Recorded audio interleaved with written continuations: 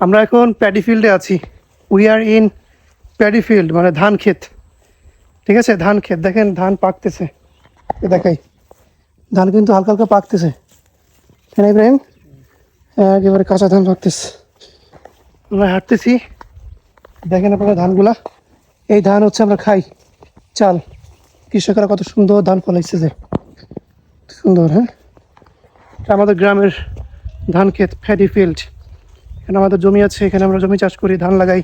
কত প্রসেসিং হয়ে ধানগুলো আসে, তাই না? কত দিতে হয়, চাষ করতে হয়, কত কষ্ট করতে হয়।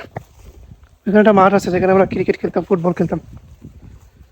যাই হোক, অনেক স্মৃতি এখানে আছে। আর এখন যেই কাঁচায় যাচ্ছি, এখানে আমি ইংলিশ প্র্যাকটিসের ভিডিও করতাম আগে, আপনারা দেখতে পারেন।